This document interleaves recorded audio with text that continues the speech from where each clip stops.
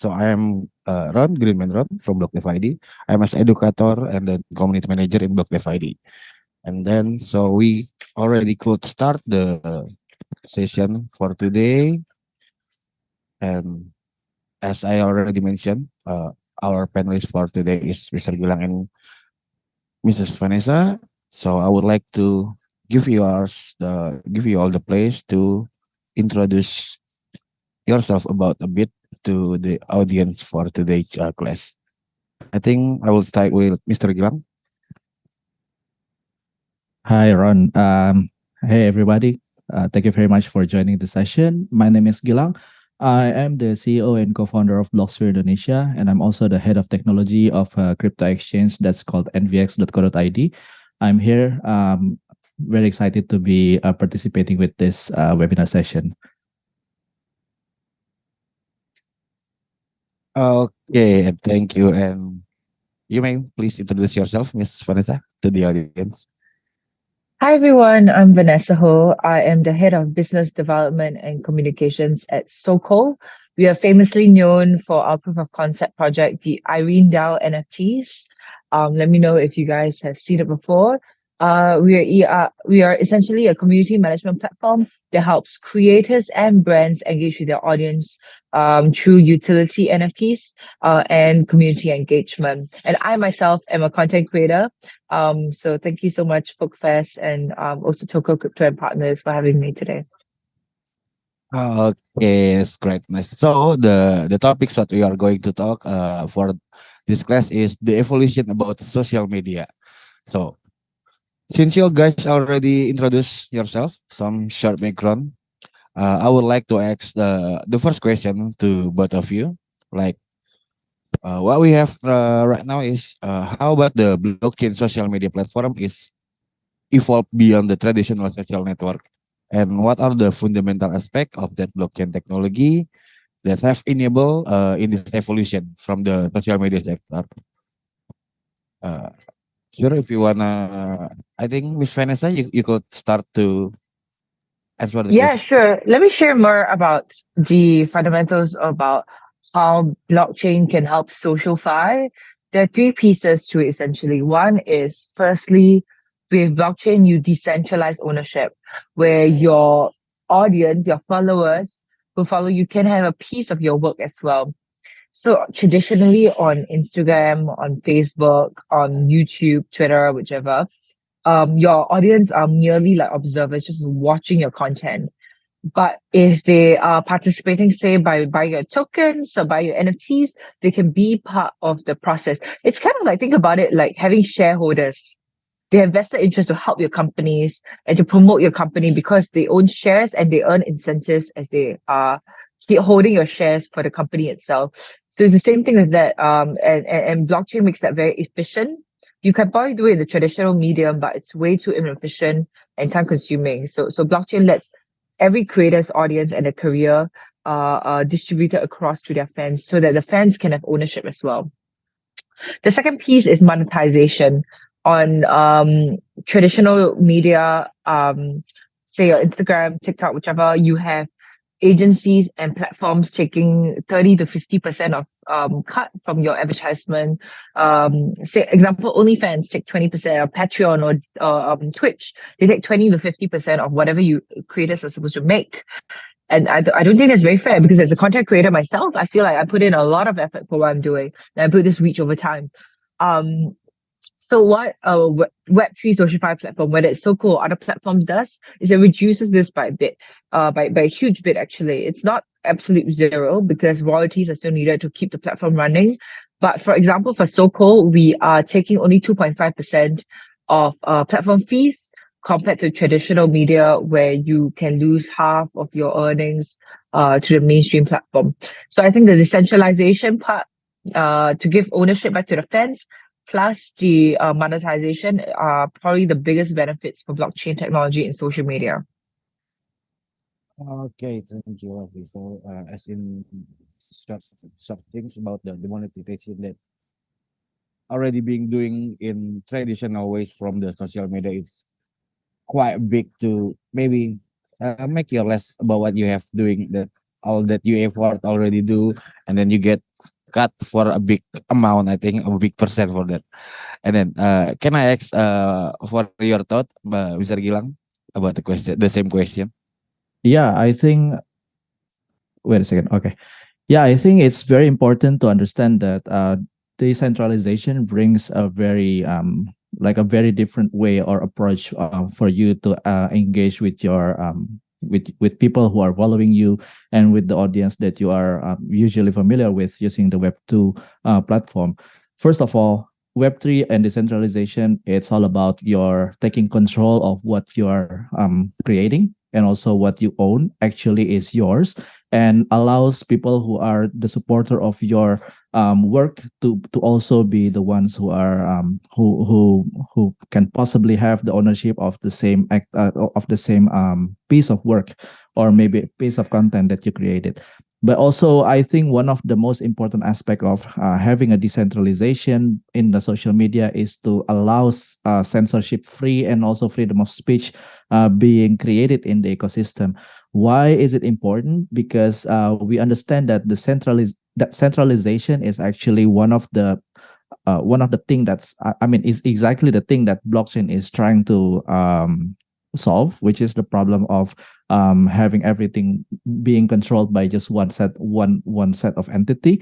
And if you create a decentralized social media, it allows people to have their own like their own creation of network that allows them to interact with each other without being controlled by a centralized third party. That's also one of the most important thing. Um, we I was one of the co-founders of a social media platform in 2021 that's called Myriad Social. It is a social media platform that allows people to host their own nodes, which is also connected to blockchain platform that allows people to have sort of like a hybrid form. Maybe you're more familiar with Mastodon.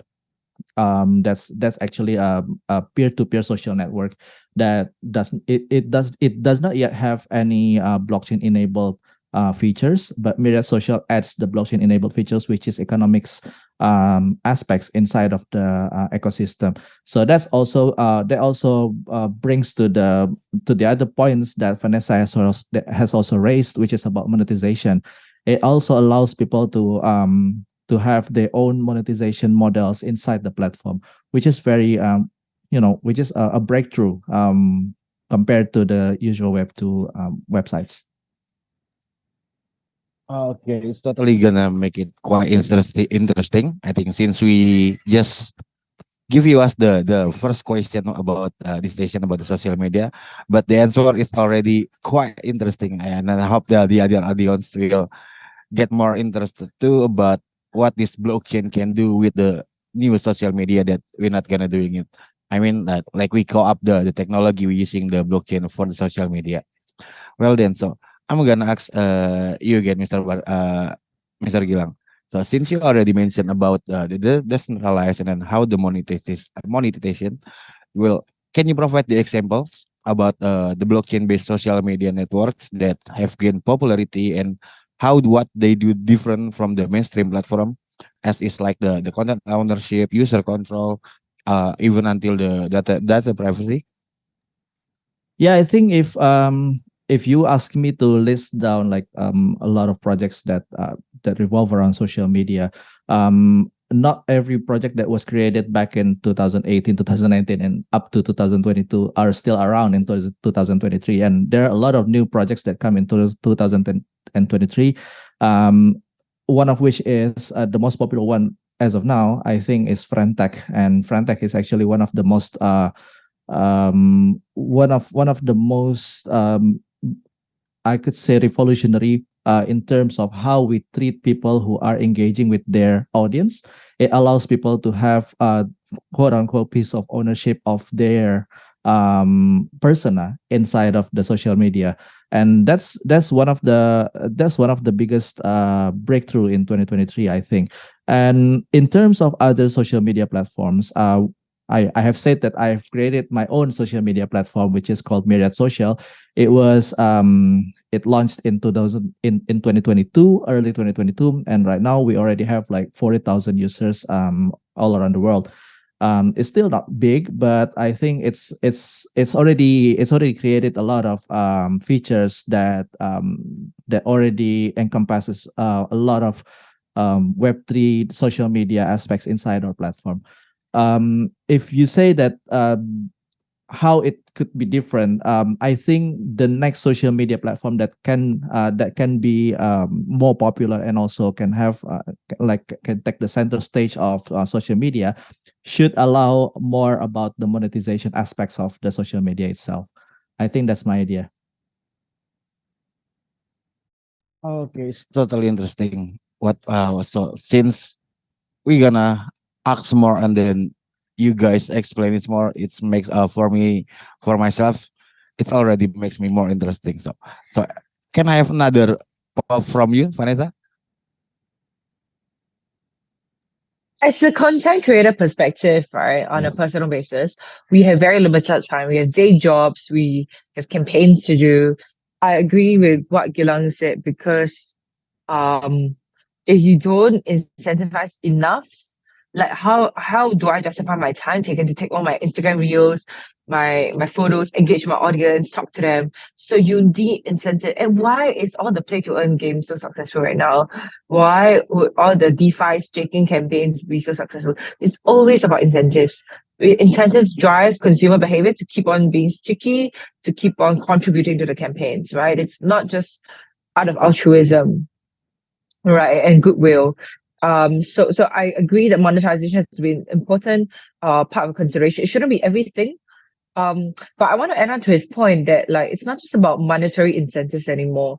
It's about other forms of incentives where content creators truly care about to bring onto Web3.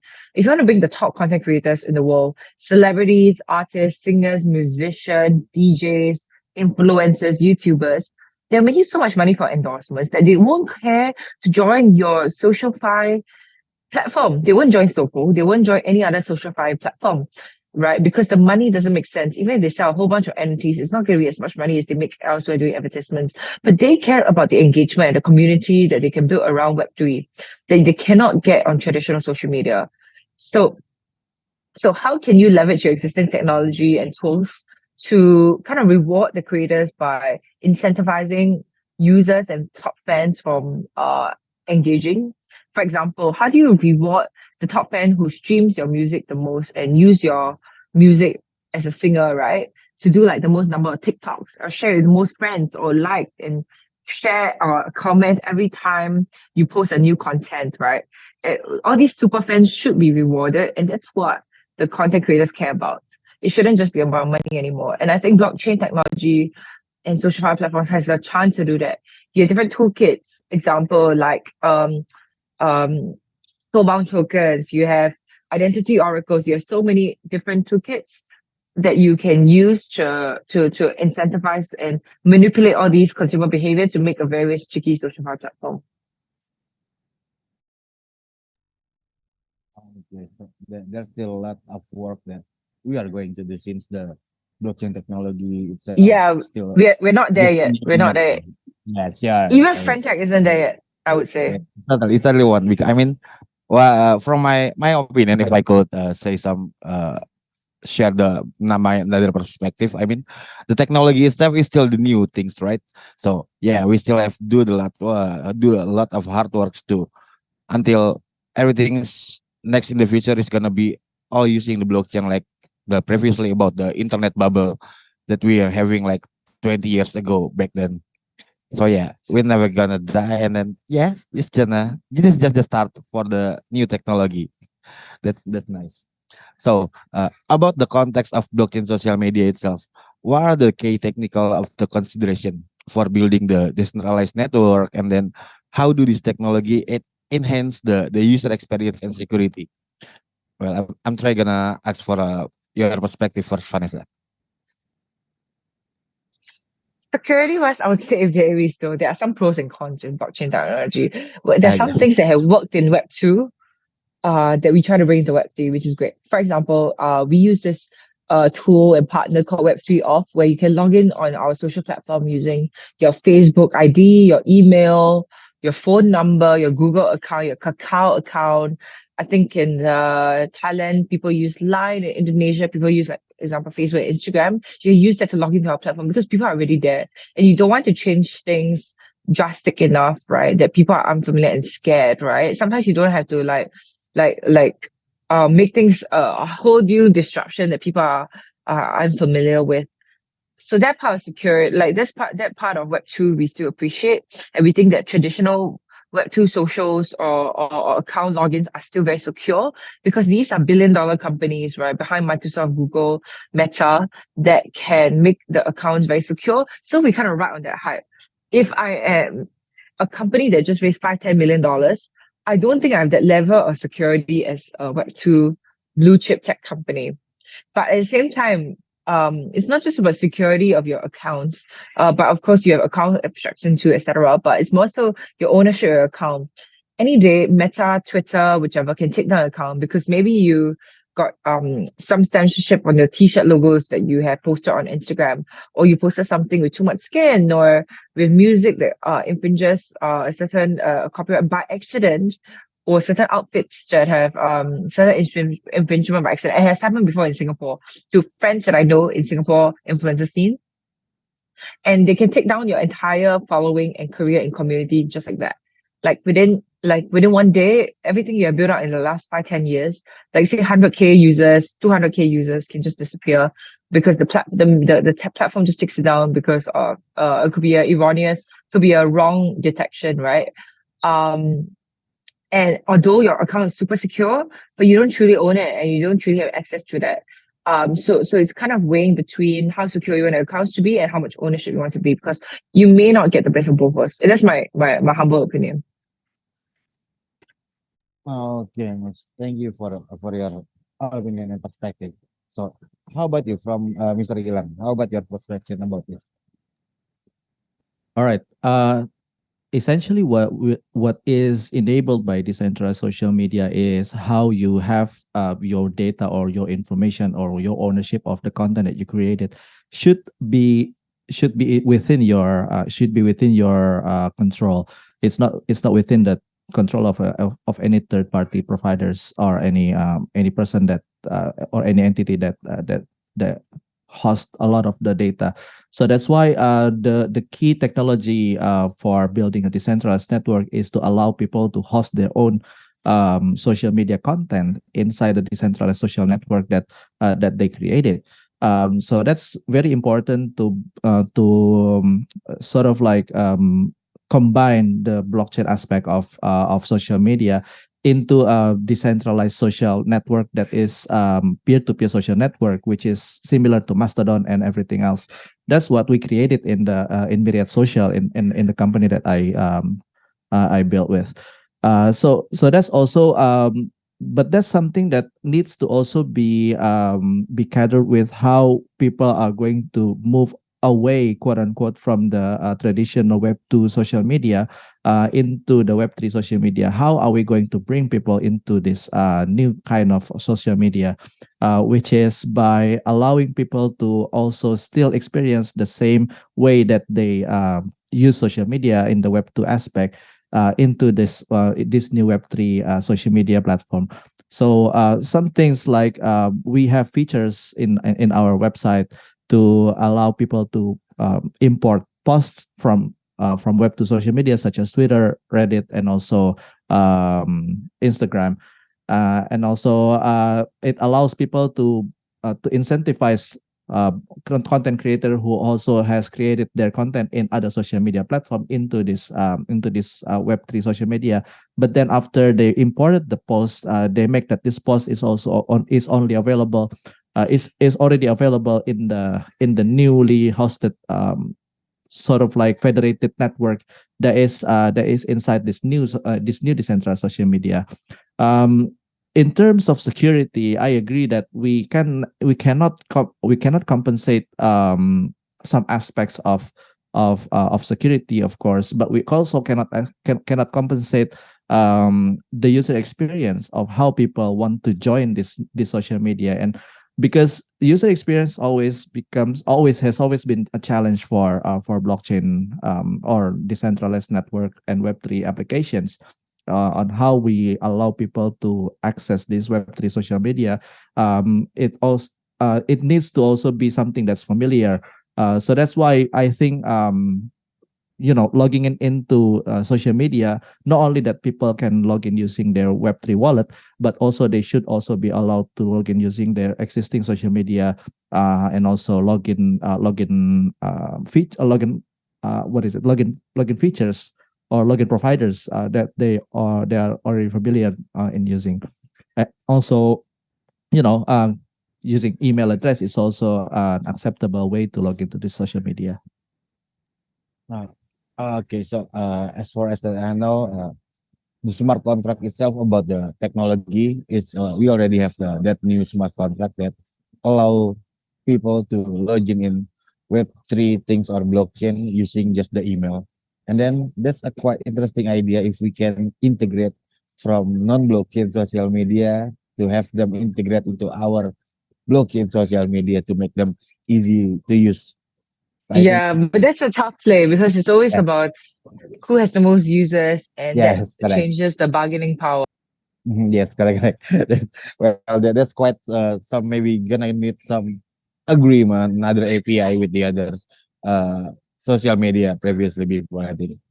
So okay, I'm gonna jump in again for the next question gitu. So how about the regulatory and the ethical consideration when we implement when you guys implementing about blockchain technology in social media? It's like particularly in terms of content moderation, about the user identity, or maybe about some compliance with data protection laws. How you guys giving the perspective about that? Maybe I Sh- can jump in very yeah, quickly first. sure, sure. Thankfully, unlike in like DeFi, social fi has been less regulated because a lot of what we work, like example, the keys you hold in fintech, the collectibles you hold in so-called NFTs that you hold from creators are not considered securities. So it's not regulated. So we've been quite fortunate. But I foresee once it has hit some sort of mass adoption or close to mass adoption, it will be heavily scrutinized just with every other social platform, whether it's like with Meta, with Twitter, you will get regulators to come after you because you have just so much power. But for now, we don't see that much issues. It's quite free reign until obviously users are posed to a lot of risk. And a lot of times when we are kind of very anti-regulators as Web3 natives as ourselves, we have to think from their shoes. Their job is to protect their users to make sure that they don't get scammed, they don't get bankrupt one day from buying the wrong NFT collection. So if we empathize in that route, to the user, the regulator, and the user perspective, I think SocialFi will still be a very good place. Okay, it's good. How about you, Mr. Baskara? How about your thoughts about that? Yeah, in terms of when you talk about regulatory and ethical consideration, usually it's all about how you allow people to access your information, which later on also implies that how we are going to protect our information from unauthorized use. Well, a decentralized social network should allow people to have should allow people to host their own data and also information in the social media platform itself. So that's why I think compliance inside the network within the social network that's already federated and also created by this group of people should be governed by this group of people. But in terms of the regulation, there needs to be like overarching regulation for all of these federated and also decentralized social networks, so that these social networks can have like a set of rules that they comply with, and also have a content moderation that have the guideline provided by these overarching regulations. But in terms of the existing regulations, but like what kind of regulations that you want to comply with, which is the personal identifiable information and also data residency. When it comes to personal information protection, obviously, decentralized social network that allows people to host their own data within their own premises it already complies with that kind of regulation. And then afterwards, when it comes to data residency, this data residency regulation, it actually, if the network is created within the premises of the regulation body, like the country or such region, it will also be it will also have already complied with the data residency regulation. I think those two are the most important regulations that you need to comply with. I see, I see. Thank you, thank you, thank you. So, before we start the Q&A session with the audience, I'm still have another last question for both of you guys. So, the last question from me: how do blockchain social media platform incentive user and the content creator? And what is the potential of impact of the tokenization like NFTs, DeFi, of this kind that they give the incentive? What do you guys think? Yeah, I think social media platform right now, as Vanessa has already shared previously as well, it already incentivizes user. But what kind of incentive that we create within the social media platform?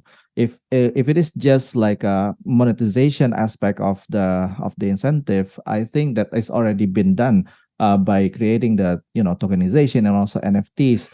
But how do we have like further engagement from people who own our NFTs, or how do we have the utility for the tokenization created for the social media itself?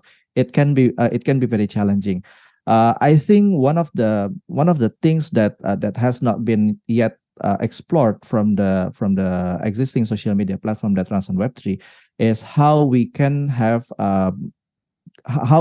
personalization and also targeted marketing, but using Web3, and also how we can have that kind of personalization that comes from our end, that we created our own algorithms to have our own social media posts to be delivered to us, that caters to what we want to see, not what we are directed to see from these big corporations. That's something that I think it should also becomes an incentive for people to join the social media. Okay, so how about you? What do you think, Vanessa? Can you remind me of your question again? Okay, so the question is about how do blockchain social media platform incentive user and the content creators, and what is the potential impact of tokenization as in NFT, DeFi on that incentive? Maybe you Well, have I think something to add. Gilang already covered most of it. It's about the incentive structure. Mhm. But beyond that, I think it's just a new alternative tool. Web3 social media shouldn't replace your conventional Instagram, YouTube, TikTok platforms.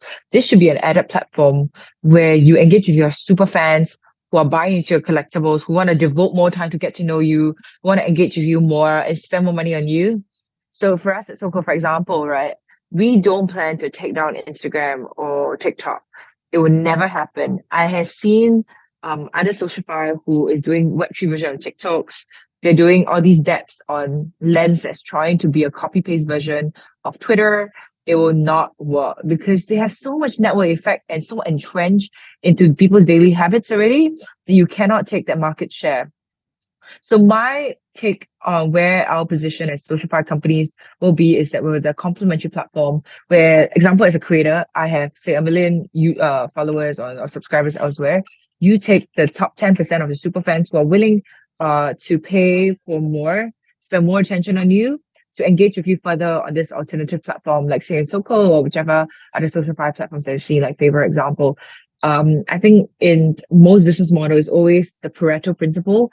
20% of your audience will drive 80% of your value. So how do you bring that 20% of your audience into an alternative platform where you can monetize further and engage further?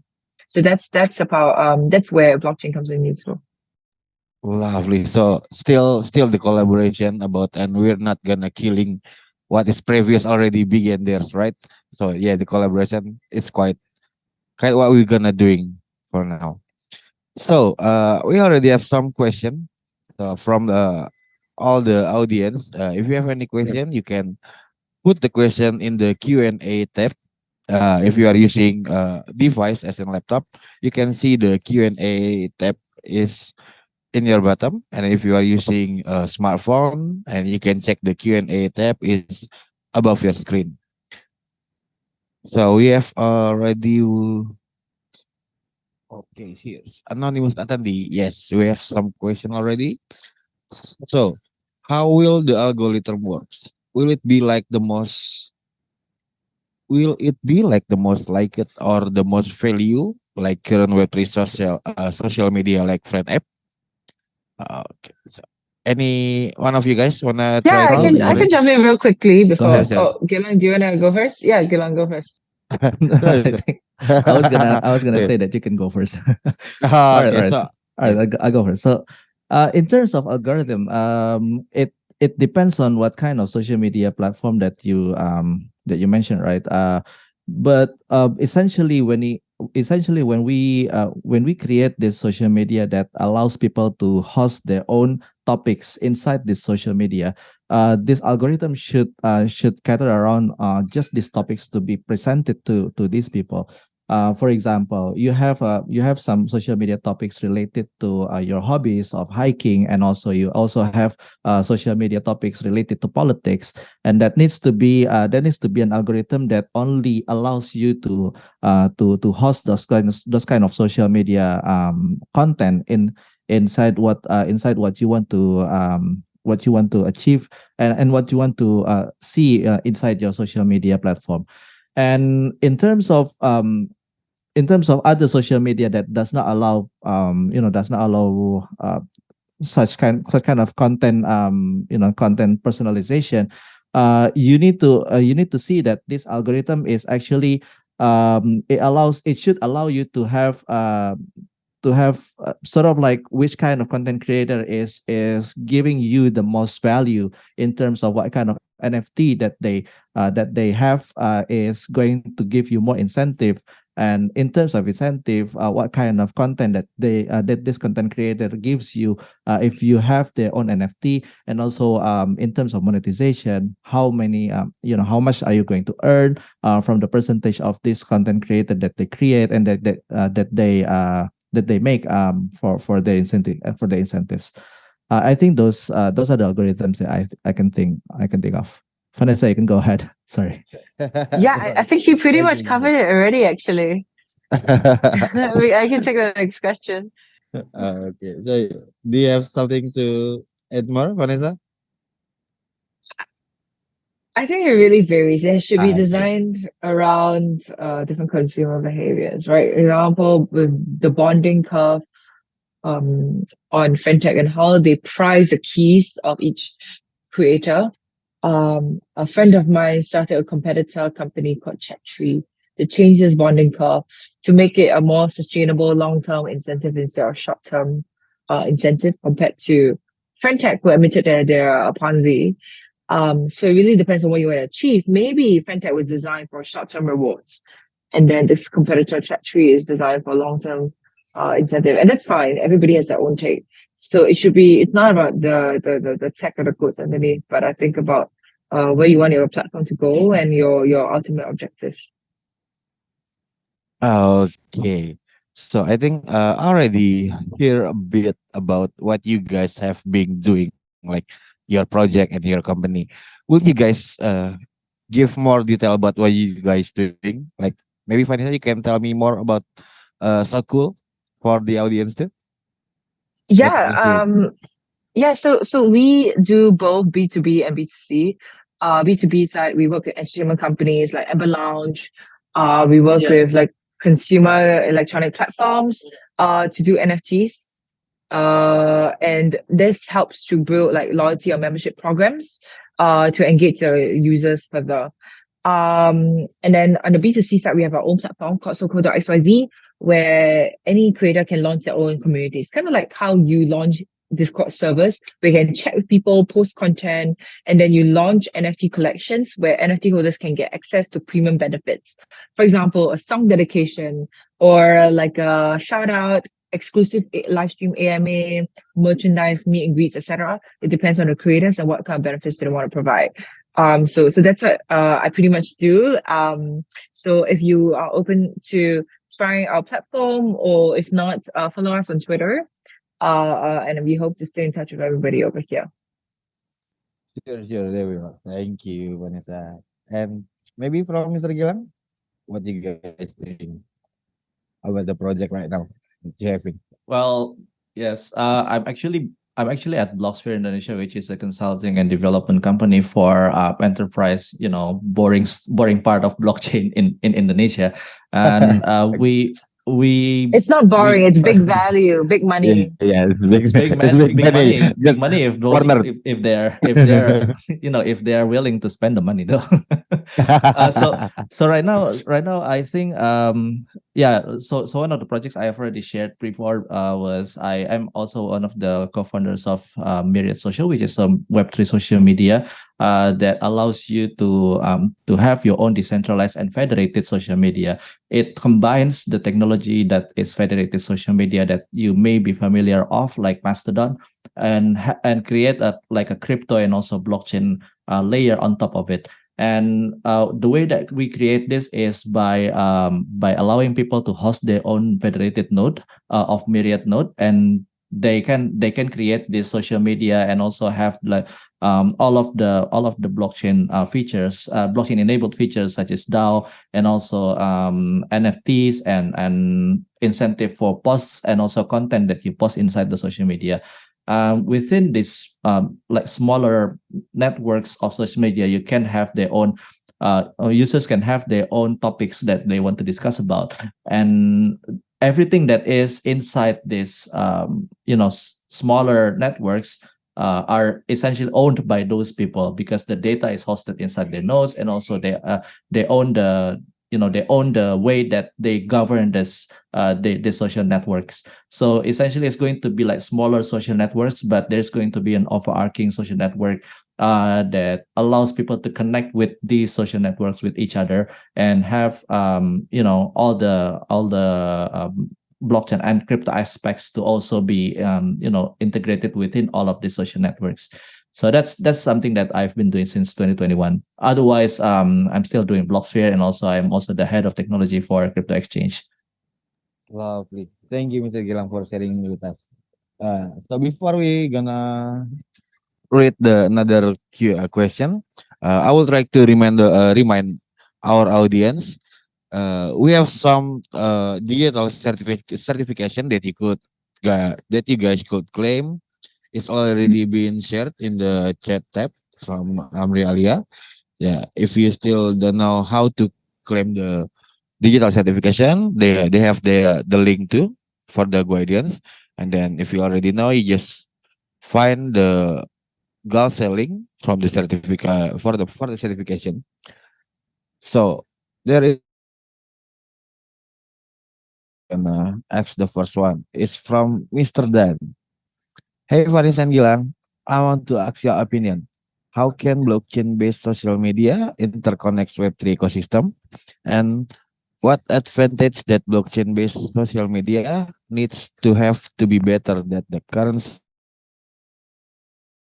It seems so hard to replace the current one. Well, I think that our last question, Vanessa already answered it quite much. But sure, if you have any more answer to add, please go on, Vanessa.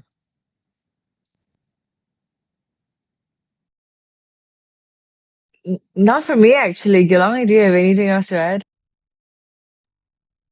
I just want to say It's that I for agree both with. of I you. just want to say that I agree with what you said before. It's not that we are going to replace these social media platforms, but how we Yeah. are going to collaborate and also like leverage their own like previous success, and we don't want to compete with them, and how we can also grow together with them. In terms of how we want to interconnect Web3 ecosystem, that's the beauty of Web3. It's all decentralized, and it all lives in blockchain. And as we know, that blockchain allows you to to create one kind of like smart contract, and also it will be live on every platform that utilizes this smart contract. So yeah, that's the advantage that we have. But in terms of how we want to compete, I don't think there is competition for that. We just want to Yeah, I think collaborate.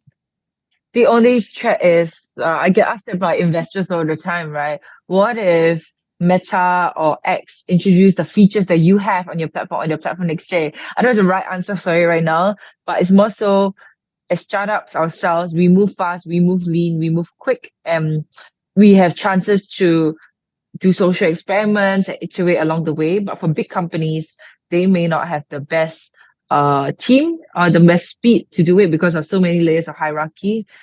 So we have to leverage on speed and agility as smaller companies to attract all these users. And it could be a future partnership even, right? Where we partner with all these companies or get acquired by all these big tech companies who wants to adopt Web3 technology as well. So I think that's the real competition. It's against how fast can we build compared to anybody else. Okay, lovely. Thank you again. So yeah, as for me, I mean, what we going to do that we have to do from start till now, collaboration is about the key, right? So we can reach the mass adoption about the blockchain technology itself, and then later when people already know about blockchain, about what we can do with the blockchain technology. So yeah, they gonna maybe they gonna praise the blockchain like they already praise the internet right now. So yeah, I have another question from anonymous attendee. What do you think about the current social fi trend that we saw last few months? Do you think it works and is it sustainable? Well, if so, what kind of new innovation shall we expect from it?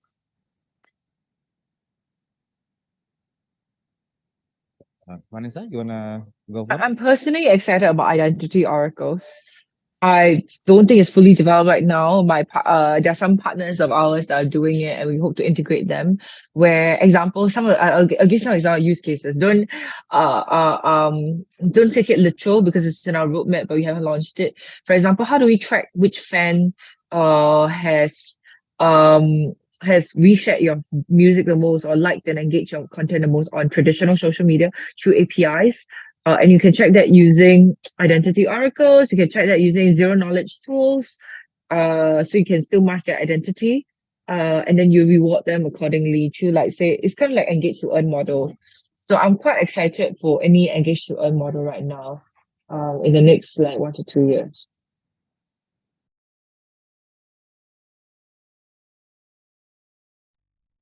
Okay, thank you.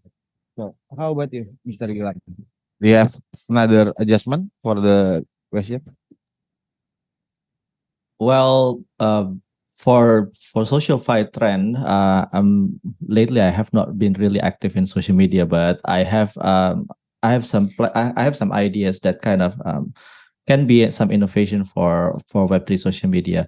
Um, there needs to be a way to allow people to quote unquote change the way that advertising works within social media. How we are going to currently we have the advertising exchange, right? And advertising essentially is owned by the channel for advertising is owned by just several parties who allows what kind of advertisement is given to a certain person and who is paying for this advertisement. That kind of interaction should be the next innovation for social media as well. Okay, nice. So while we waiting another question, I would like to remind you guys again for the today participant, the audience, there will be some prizes that Folkfest giving to all the attendees. You can see in the webinar chat box. You will have a chance to win a travel to Korea and then another 100 USDT. That's all from BitGet. And then you could have another perks from my skill that you will get like 50% discount for studying e-learning for the next month using the promo code Folkfest. and then there will be digital certification. All the detailed information you can see in the chat box, and then sure. Yes, sure, sure. Okay.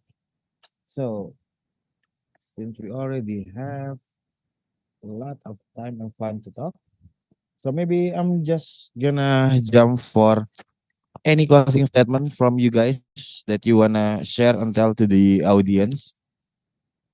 Yeah. Mr. Gilang or Vanessa, you wanna go first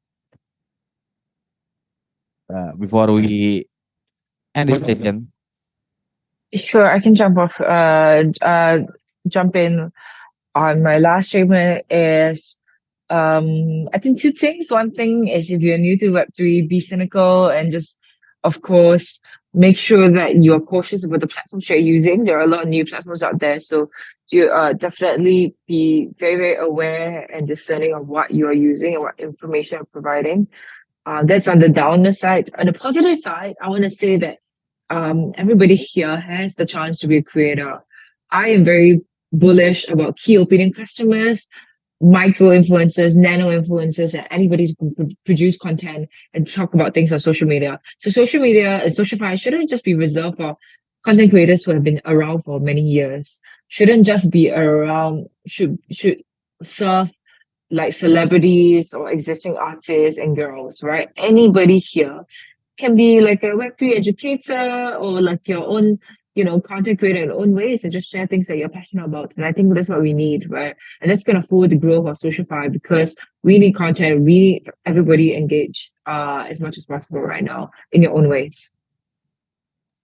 Thank you, Vanessa. And then Mr. Gilang, you have some closing statement before we end this session today? Yeah. So in terms of how we navigate this Web3 social media is how we are going to tackle the issues regarding data privacy and also the concern of whether your voice is going to be censored and you don't have free speech in the social media platforms. There needs to be some of the challenges that we need to solve moving forward. And in terms of how we want to have more users in the social media, in Web3 social media, is by making sure that we provide the right incentives for people, and we have these incentives to be distributed to as many people as possible who want to try our social media platforms. And yeah, innovation is only created by people who are daring to try. And this kind of like the phases that we have right now is the phase that for those people who are trying and taking the risk. And that is very important, so that we can have more innovation for the social media platforms moving forward. Okay, thank you again for both of you guys. Thank you for the audience that you still have any left energy to join our session today.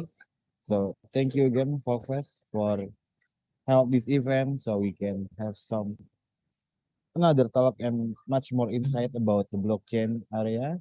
Once again, thank you, Vanessa, for joining us. Thank you, Gilang. See you again in any other. Thank you so much. I hope to visit Indonesia Thank you, again very, very everyone. soon. Sure, sure. Thank you, Okay. Vanessa. Thank you, Greenman. Thank you all. So I'm gonna give it the Thank back you. to the host. Go on. Thank you.